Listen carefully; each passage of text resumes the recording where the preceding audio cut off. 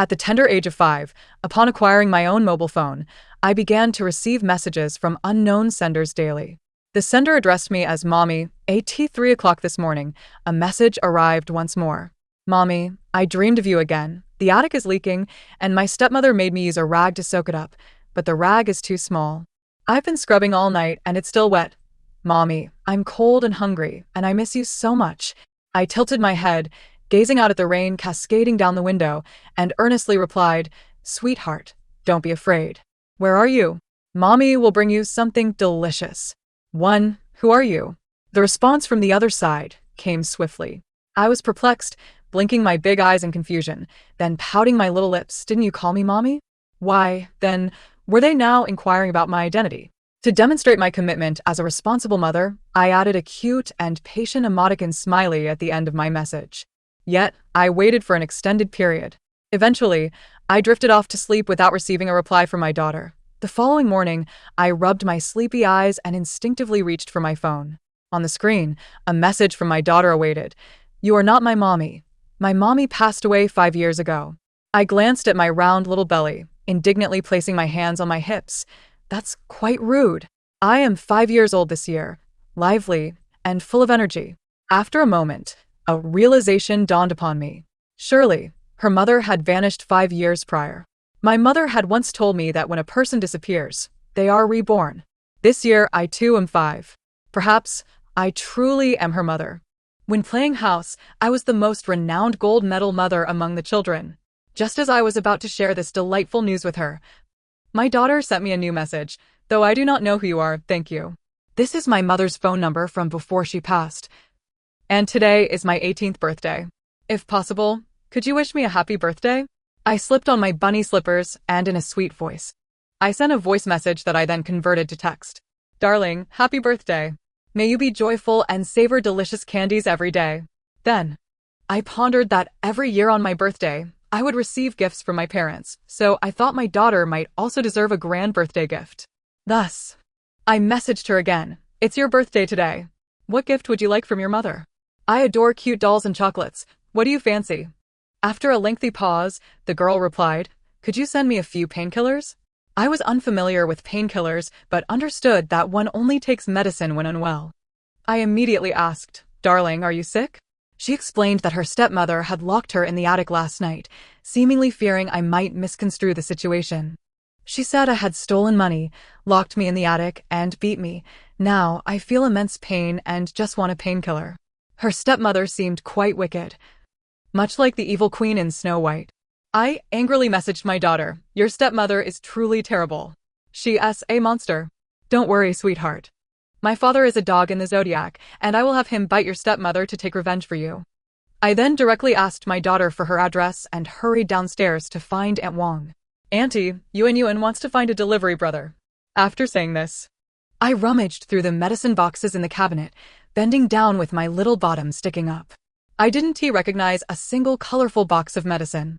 I looked left and right, feeling something was off. Aunt Wong saw my little face scrunched up and kindly asked, Yuen, what are you searching for in the medicine boxes?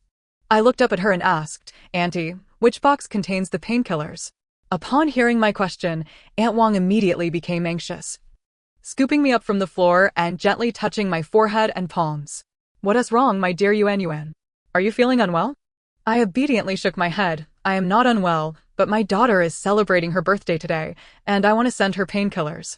Aunt Wong thought I was celebrating a doll's birthday and smiled as she corrected me. Sweetheart, for a birthday, one should eat cake, not painkillers. At that moment, I suddenly realized and patted my little head, remembering that for a birthday, I should not only send painkillers, but also a small cake and sweet candies. This way, taking medicine wouldn't be so bitter. I promptly asked Aunt Wong to help me order a cute little cake. Though she didn't quite understand what I was doing, she kindly assisted. I ordered an adorable starry Duffy cake, bought 2 boxes of painkillers for my daughter, and included the cherished filling candy that I had been reluctant to eat myself. All of this was placed in a cute pink bag for the delivery brother to take to my daughter's school. Dear darling, I've prepared many gifts for you. After taking your medicine, remember to have a piece of candy so it won't be bitter. Happy birthday. Once the order was completed, I specifically inquired with the delivery brother, "Brother, is my daughter doing all right?" He sighed softly. "That little girl has bruises all over her body, as if she has been mistreated. Her clothes are patched up, and her complexion is pale. She looks quite pitiful." My heart sank upon hearing this. After all, which mother wouldn't be concerned for her daughter? Soon, my daughter sent me a photo of her eating cake. "Thank you. This is the first birthday cake I've had since my mother passed, and it is delicious, and the candy is so sweet. It's all right, sweetheart, from now on. On every birthday, Mommy will take you for cake." "Thank you, Mommy." I happily opened my phone and searched online for how to raise a daughter. The internet suggested that a daughter should be raised with abundance, given the finest things in the world. Suddenly enlightened, my gaze fell upon my pink piggy bank. When my mother entered my room with a strawberry milkshake, I was busy smashing my pink piggy bank with a little hammer. Coins scattered across the carpet like popping candy, and I bent down to pick them up one by one. This one for my daughter's candy, this one for her little dress, this one for the latest toy, and this for Dad, to teach my daughter's stepmother a lesson. My mother, leaning against the wall and smiling at me, asked, Yuan, "Why did you smash your beloved piggy bank? Are you wanting to buy a new toy?" I excitedly hugged my mother and told her now I also have a daughter, so of course I must raise her. My mother was taken aback by my words. "Where did you get a daughter?" I pointed to the screen of my phone, saying, "I found her. She's a poor little girl without a mother, bullied by her stepmother. I had read online that raising a daughter could be expensive, and I needed to work hard in the future." My mother looked at me with a bewildered expression, patiently explaining, "Sweetheart, there are many bad people in this world. Not everyone loves you like your dad and me. Perhaps the person on the other end is a fraud." But I wouldn't believe it, no. If it were a fraud, they would ask for many gifts. But my daughter only asked for a painkiller. Her mother left her. If I, as her new mother, didn't care for her, she would certainly be bullied to death by her stepmother. My mother sighed. "No, the police will help her." I shook my little head. "The police can't help everyone, but I am her mother, and I will protect her well." Just then, my father walked in and heard my words, causing his briefcase to drop to the floor. "What? My darling is a mother now? But sweetheart, you are still little. You can't even tie your shoelaces." "When I become a mother, I want to need to tie my shoelaces," I retorted. Being a mother only requires wiping away tears, sharing candies, and I stood on my tiptoes to kiss my parents' cheeks, declaring, "Every day, I will say I love you 100 times. I believe I can be a good mother." My parents, left without any retort, sighed softly. "All right, we believe you can be a good mother. However, we must ensure your safety, so we will conduct a discreet investigation into that girl." I didn't understand what my parents were discussing, but I knew my daughter was very obedient and well-behaved. My parents would surely like her. That evening, my daughter sent me a photo of a dark attic, with a thin quilt spread over the cold floor. "This is where I sleep every night." My heart ached as I looked at the dark space. I quickly took a picture of the star lamp in my room. "Don't be afraid, sweetheart. I will share my star lamp with you." She replied with a smile, "Okay." Turning my head, my daughter sent me a photograph, a faded family portrait. She wore a radiant smile, and the woman holding her was strikingly beautiful, adorned with a prominent birthmark on her ear. I climbed out of bed and gazed at my own ears in the mirror. Turning back, I boasted to my mother, "Look, Mom. I have a mark on my ear just like my daughter's mother." I deliberately took a picture of my ear. My husband once told me that those who have passed away return to this world bearing gifts. Just look at the birthmark on my ear, it mirrors your mother's. The phone remained silent for a considerable time before the girl on the other end gently replied, "Will you always stay with me, Mom?" "Absolutely," I said with conviction. For I understood that this was far from a mere game of pretend. In this moment, I had a true daughter. I would forever stand by her side. That evening, my grandparents had just sent me a monetary gift. Generously, I promptly forwarded the red envelope to my daughter. The girl on the other end was taken aback. "Why are you giving me money?" I replied, "You are my daughter, and mothers are meant to give their daughters pocket money." To my surprise, she immediately returned the transfer. The chat window indicated she was typing, but it took a long while for her response to arrive. "Thank you, but I really can't accept your money. My father is a sailor, and he pays for my tuition and living expenses regularly. I can eat at school. Mom, you just need to be there for me every day and listen to me." My eyes welled up with emotion. My daughter was so understanding. "All right. You can tell me anything from now on. Suddenly, my phone buzzed incessantly. When I saw my daughter's call, I felt a wave of uncertainty wash over me.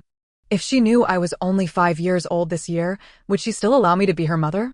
After a moment of contemplation, I answered the call. On the other end, I heard the sound of raindrops falling on the floor, accompanied by a sister's voice. Hello. Thank you for being willing to take my mother's place and accompany me. I intentionally lowered my voice, yet it couldn't conceal the soft, tender tone of a child. That's what mothers are meant to do. Her voice trembled slightly. Thank you.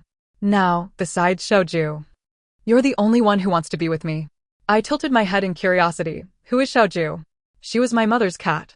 Now she's 9 years old. Quite an old cat. As she spoke, she sent a picture. In the photo, the orange cat appeared plump, though its fur was graying at the tips. Clearly a sign of age. Wow, what an adorable little cat, I exclaimed. With both me and the kitty by your side, you mustn't feel sad anymore. Okay, I won't be sad. Thus, we spent every night on the phone, sharing amusing anecdotes from her school and discussing the joyful yet challenging journey of growing up. Meanwhile, I would pick up the fairy tale book my mother had recently bought for me and narrate the latest stories to her. My parents stood at the door of my room, slightly envious, shaking their heads in resignation. Indeed, once a daughter has a child, she forgets all about us. Baby, won't you sleep with mommy again tonight? I raised my little head excitedly. Mommy, my daughter's name is Zhang Qiuyu, a truly beautiful name. She sounds like a lovely little princess. My father nodded helplessly. Yes, your daughter is better than mine. I pouted. Your daughter is quite wonderful too. However, soon after, everything took a turn for the worse. For 3 consecutive nights, I perched my little bottom, eagerly awaiting my precious daughter's call, but there was no news at all, not even a text. A sense of foreboding crept into my heart. What if something had happened to my daughter? Just as I was anxiously brainstorming solutions, I suddenly received a message from her. Help me. I quickly roused my sleeping parents, my face filled with concern. Mom and Dad, my daughter is in danger. We must go save her. It was my first visit to the entrance of the community where my daughter lived, even though it was the dead of night. A crowd had gathered at the base of the building, their faces alight with amusement as they watched the spectacle. Did you hear? Xiaoyu's stepmother brought an old man to set her up on a blind date, and Xiaoyu refused vehemently. The stepmother then threw the cat from the building. This is what stepmothers are like, truly vicious. I wonder what that child's father is thinking, hiring an outsider to look after the child. What does it matter?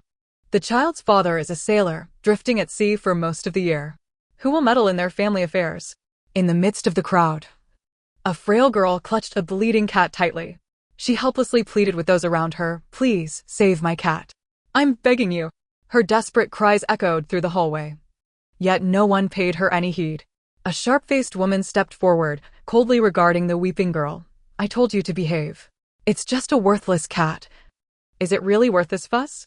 If you want to save it, just do as I say, forget about college and marry a man. The girl's face went pale as she clutched the cat, tears streaming down her cheeks. Please, just let me be. I have nothing left. This cat is all I have. I want to take the exam. I don't want to marry. I want to study. The woman sneered derisively. Want to study? Do you think I will allow that? I am your legal guardian now. You cannot escape my grasp. With that, the woman pressed her high heel onto the cat's tail. The injured cat lay limp, unable to struggle, and the girl could only pound on the woman's leg in desperation. The woman scoffed, "If you want to save the cat, call your dad and tell him you want to marry instead of studying. Otherwise, I will ensure you can neither study nor save the cat." The girl hung her head, her eyes void of hope, as if she had resigned herself to her fate. In a hoarse voice, she finally uttered, "All right, I'll call my dad." Witnessing the scene ignited a fury within me. How could my precious daughter be subjected to such cruelty? In a fit of rage, I broke free from my mother's embrace, pushed through the crowd, and confronted the wicked woman. I placed my hands on my hips and pointed at her. "What do you think you're doing? You won't bully my daughter while I'm here." The woman erupted into laughter. "Where did this little brat come from? Child, are you out of your mind? I am this girl's mother, her legal guardian. I discipline my daughter. How could that be bullying?" The onlookers roared with laughter at my absurdity, as if they were enjoying a spectacle. The wicked woman approached me with a smirk. "Little one, you shouldn't meddle in adult affairs. Ultimately, all consequences will fall upon her." My daughter gazed at me in disbelief, her eyes filled with a mixture of emotions. I didn't expect you to be a child, she whispered, tears streaming down her face. I never imagined you would truly come to rescue me. Before she could finish her thought, the woman's hand gently fell on the girl's back. My daughter trembles uncontrollably. Pleading with me, I'm fine, you don't need to worry about me. I just ask that you take good care of little Orange. With reddened eyes, she hands the frail kitten to my embrace. Thank you for truly coming. Instantly, I am overcome with tears, cradling the weakened little Orange. For I realize that as a mother, I am utterly powerless to protect my precious daughter. Suddenly, I hear my mother's voice behind me. Stepmother, everything you have just uttered will serve as evidence in court. As a distinguished lawyer from Huagua, I have ample reason to suspect your malicious intent to commit marriage fraud and child abuse. A prominent lawyer from Huagua? Is that the renowned attorney with a flawless record? How could such an illustrious figure possibly be present in our impoverished neighborhood? The onlookers in the community exchange incredulous whispers. I wipe away the tears from my eyes, standing tall beside my daughter. Do not fear, my dear. My parents are formidable and will surely protect you. I take her hand and she meets my gaze, gripping it tightly. All right, I'm not afraid. My mother smiles at me, then turns to the woman. You must be the stepmother of little Zheng Qiuyu, correct? Are you aware of your actions today in front of her father? I have no qualms about utilizing our firm's legal department to pursue this case against you. The air at the entrance of the community feels as if it has been abruptly siphoned away. The stepmother pales, disbelief etched across her face as she stares at my mother. Great lawyer, I know your heart is kind, but how I discipline my child is my own affair. Do not meddle in others' family matters and tarnish your firm's reputation. The neighbors, unable to contain their opinions, chime in exactly. Can't she manage her own child? Some people just love to meddle. I cannot hold back and step forward, cradling the injured kitten. How can one manage a child? By bullying my daughter's beloved kitten? I, too, am a mother, and I cannot bear to see my precious little one shed a single tear. A mother exists to shield her child from sorrow and heartache. This wicked monster does not deserve the title of mother. No one would reward her with a gold star for playing house. Though I stand straight, the terrifying visage of the monster sends shivers through my voice, betraying my fear. Yet I do not waver, for I know I am a mother. The vile woman scoffs. You're her mother? Little one, do not bring your play acting into reality. The crowd begins to murmur. No way. How could such a prominent and wealthy figure come to our place? Is she perhaps an actress hired for this? But this seems unprofessional. To hire a 5-year-old to play the role of a mother, as if it were merely a game. It dawns on the woman, and she suddenly kicks my daughter. You little wretch, where did you find this person? I see now, you must have deliberately sought out an actress to deceive me. Let me tell you, even if you brought the King of Heaven, it would be futile. Just give up on your studies and marry for a dowry. I am in need of a new car. Faced with the still menacing monster, I break down in helpless tears. Daddy, someone is bullying my baby. Hurry and come bite her. My father, filled with concern, lifts me up and instructs his assistant to take little Orange to the hospital for treatment. He then turns to the wicked woman. Both my wife's and my personal information can be easily verified online. Instead of doubting our identities, perhaps you should simply conduct an image search to confirm who we are. It is entirely reasonable for those present to question the authenticity of my parents' identities, for they have never encountered true tycoons or legal elites, nor would they believe that a child who lost her mother at an early age could possess such formidable backing. Undoubtedly, what they doubt the most is that I, at the tender age of 5, am a mother. I am Sue Mose, the president of the Sue Group. My father's voice, low and chilling, cuts through the tension. Originally, I should not have intervened. But you have harmed my daughter and hurt the most important person in her life. Some individuals begin to pull out their phones to search. No way. It's really President Sue and his elite lawyer wife. The crowd surrounding them freezes in disbelief. And those who had just mocked them for being actors wish they could vanish into the ground. The stepmother's lips quiver uncontrollably. Even if you're a big boss or a great lawyer, can you dictate how I raise my own daughter? Her father entrusted her to me, allowing me to discipline her. Stay out of my family matters. My mother, calmly adjusting her gold-rimmed glasses, activates her super lawyer mode. Looking at the arrogant woman before her, she smiles and states, your actions, as you have described, are already criminal. First, you have committed the crime of unlawful detention. Your daughter recently turned 18 and is fully capable of independent action. You have no right to prevent her from taking her college entrance examination or restrict her personal freedom. Secondly, you are guilty of abuse. Inflicting long-term harm on a non-biological daughter constitutes maltreatment. Lastly, you are guilty of violently interfering with marriage freedom and infringing upon the right to education. Should this escalate to court, you could face a cumulative sentence of at least 7 years of imprisonment. The once arrogant woman pales at once. Upon realizing that the person before her is indeed one of Huagua's top lawyers, she comprehends that while she may have wielded power at home, she is utterly powerless against someone who truly understands the law. This time, she has met her match. After a while, the sound of police sirens fills the street. I grip my daughter's hand tightly. Do not be afraid, my darling. The police are here to catch the bad people. The malicious stepmother is finally taken away. The police request my daughter to provide a statement and even directly contact her father, who is far away at sea. My daughter, helpless, answers her father's call. Though her body bears bruises, she sweetly tells him, "Daddy, take care of yourself. You don't need to rush back." A pang of bitterness rises in my heart. Although my daughter is obedient and understanding, I wonder if her father's return would mean I am no longer needed as her mother. Unexpectedly, my daughter's next words are, "Don't worry, I'm not alone right now. I have a little mommy who loves me." Eagerly, I nod. My voice sweet and childlike as I assure the person on the other end, "Uncle, rest assured, I will take good care of your daughter."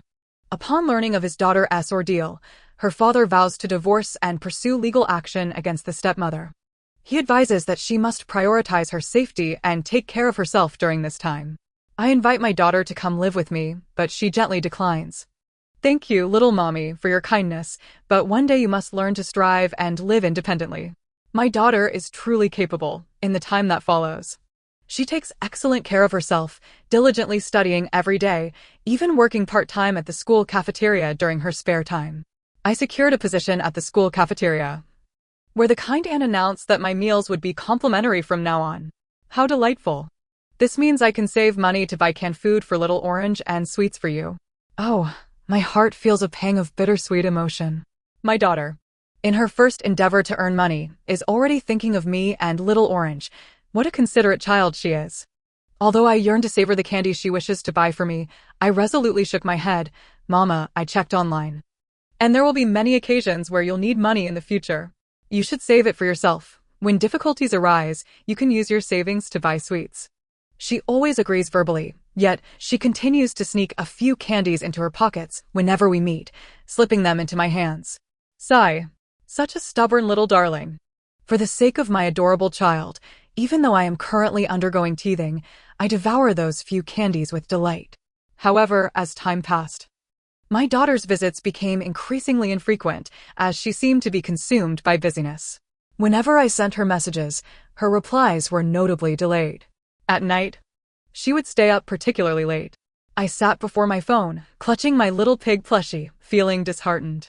Mama approached and enveloped me in a comforting embrace, softly inquiring, "What troubles you, my dear Yuan Yuan? What has caused my precious child such unhappiness?" With a face full of grievance, I replied, "I feel like my daughter has been chatting with me less and visiting less. We used to talk until bedtime, but now she is always busy." Mama gently stroked my head, her expression filled with sympathy as she said, "Is Yuan Yuan very saddened by this?" I nodded earnestly, confessing, "Yes, it hurts. Even my favorite candies taste bland now." Thus, Mama explained, Xiaoyu is about to take her college entrance examination, the most significant test of her life. It concerns her future, and she must give it her all. I tilted my head in confusion. Is the college entrance examination more important than Mama? Mama paused for a moment, then replied, "The exam is not more important than Mama, but in my heart, your future is what matters most. I can always be by your side. And Yuan Yuan can always support Xiaoyu, but if you truly love her, you must encourage her, believe in her, and cheer for her future." I gazed up at Mama, only half comprehending I love my daughter, so I will patiently wait for her to finish her exams. Then we can play together every day. Mama shook her head gently. "That's not possible. Xiaoyu may go to university in another city, perhaps even work elsewhere, and eventually marry and start a family. Her life will become increasingly rich, and the time I occupy in her world will diminish. You are merely a ray of light in her vibrant world, accompanying her through the most challenging journey. I still couldn't grasp it fully, so will Mama leave me too? Mama's voice caught in her throat. Yes, I will leave one day, eventually. I will completely vanish from Yuan's world, but my love will remain. I will always love you. Yet, because I love you, I will let you go to create your own world. I felt a twinge of helplessness as I tugged at my little bun. Letting out a deep sigh, being a mother is truly exhausting. You must eagerly anticipate your child's growth while simultaneously encouraging yourself to let go. Although it is difficult and challenging, I believe I can be a good mother. Mama hugged me tightly. I believe so too. My daughter will surely become a wonderful mother in the future. From that day forth, I often peered at the calendar, counting down to the college entrance examination. I was learning how to be a non-clingy mother. On the day the exams concluded, I was overjoyed, for my daughter sent me numerous messages proclaiming her excellent performance. She had the chance to attend her dream university. Upon returning from kindergarten, I quickly donned my little backpack and stealthily stuffed it with delightful candies. My father, puzzled, asked, "What is the matter? Off on another adventure?"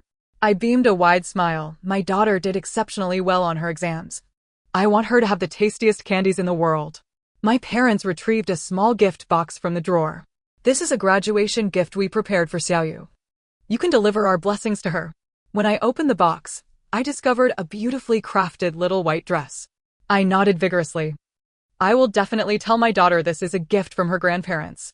My father nearly choked on his drink, while my mother's expression darkened as she fished out a mirror for a quick check. No, no, no. I am only 28 this year, not a grandmother. Let Xiaoyu call me sister. My father shot her a disapproving glance. At your age, still a sister? Then let her call me brother. I rolled my eyes in exasperation. Xiaoyu is my daughter, while they are my parents. They are Xiaoyu's grandparents. My parents seemed confused, unable to comprehend such a simple matter. When my parents took me to Xiaoyu's home, I noticed a man standing at her door. He had dark skin and tattered clothing, hesitating to knock. I felt a twinge of fear, but mustered my courage to approach him. "Mister, why are you standing at my daughter's door?" "Let me tell you, I, her mother, am not to be trifled with." I then took a large step back, shouting, "Dad, come here. My dad is a dog." My father, suddenly embarrassed, blushed as he stepped forward. "May I ask what you are doing at Xiao Qiuyu's house?" The man stood there, his eyes red-rimmed, speechless. "If you don't speak, we will call the police." Perhaps the commotion drew attention, as my daughter opened the door and excitedly embraced me. Upon turning, she spotted the strange man, her body trembling uncontrollably as she hoarsely called out, "Dad." Tears finally streamed down the man's reddened eyes. "I'm sorry, Dad. I never imagined you would be living like this." He confessed, "I resigned from my job, no longer going to sea. I plan to find work nearby so I can be there for you. I'm sorry, Mama, for not taking better care of you." My daughter gently wiped the tears from her father's eyes and smiled. "Look at me, I'm doing well." She continued, "I know when Mama was ill, you had no choice but to go to sea, and I understand you remarried to find someone to take care of me. But, Dad, I've grown up now, I can share the burden with you. You don't have to shoulder all the blame," she proudly declared. "I have met someone very important, my little Mama, who has always protected me. These are her parents, and they are incredible people." I held my head high indeed. I have taken excellent care of my daughter. She also performed remarkably well on her exams. The man, upon hearing this, bowed to us with gratitude. "Thank you so much." Seeing the man clad in patched clothing tugged at my heartstrings. After all, if my daughter's father is struggling, wouldn't she also have to endure hardship? Thus, I clung to my father's leg, pleading, "Dad, you are so capable. Please help my daughter's father find a job." Just as my father was about to respond, the uncle declined outright. Over the years, I have accumulated some savings from my maritime endeavors, and I intend to rent a modest storefront nearby to sell fast food. I truly feel remorseful for having troubled you so much already. In that moment, my eyes sparkled with excitement. A fast food restaurant. How remarkable. My daughter nodded with a smile. Indeed, my father is an exceptional cook. His culinary skills are extraordinarily exquisite. I fixed my gaze intently upon my daughter's father. "I'm hungry. I want to eat." "Very well." Her father promptly rolled up his sleeves, declaring that he would go buy the ingredients. and insisted that you all must savor my culinary creations today, while also discerning which dishes would serve as the flagship offerings for my fast food establishment. Thus, that peculiar uncle enthusiastically prepared an extravagant spread. Every dish was nothing short of a culinary marvel. After tasting, my mother gave a thumbs up. This is simply delightful. How about this? Since our law firm is in close proximity, we will arrange for our daily lunches to be catered from here. Is that true? Both my daughter and her father were visibly astonished. Witnessing their joy brought me immense happiness. Indeed, a family should thrive in harmonious unity. Ever since her father returned, my daughter has not known sorrow. Instead, she shares with me her favorite music and beloved books.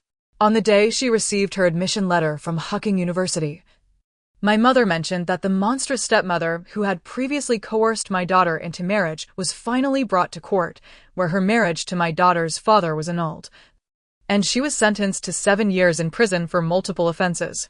Yet, I remained unfazed by this news for today. My daughter's father announced that he had prepared a grand feast to celebrate her acceptance into her dream university. Observing my fervent enjoyment of the meal, my mother chuckled and asked, "In a few days, your daughter will be studying hundreds of kilometers away. Are you not saddened, Yuan? I bit into a pig's trotter and replied with a smile, "My daughter is meant to soar like a bird. My duty is to protect her, not to hinder her flight." My parents smiled with satisfaction upon hearing my response. My daughter then offered me a pair of chopsticks filled with cola chicken wings. Thank you for being a part of my life, my little mother. The end. Thank you for listening, and I look forward to our next story.